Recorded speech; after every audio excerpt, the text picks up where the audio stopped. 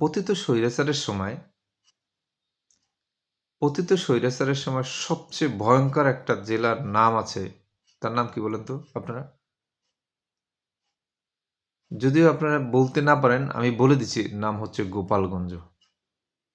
এই গোপালগঞ্জের গোপালীরা যেখানে যাইতো, যেখানেই ঢুকতো, সেখানেই সমস্যা তৈরি করত। তাদের পাওয়ার, তাদের আধিপত্য তাদের কাছে বেরা যেত না। এখন একটা দল ক্ষমতায় আসে নাই, সেই দলের লোকেরা কিন্তু বগুড়া অলরেডি বিক্রি করে দিয়েছে।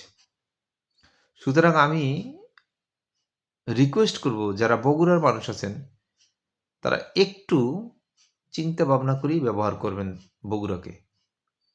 গোপালগঞ্জের গোপালীরা গোপালগঞ্জকে ব্যবহার করে ভারতে পালিয়েছে, কিন্তু আপনারা তো পালাইতে পারবেন না ভাই।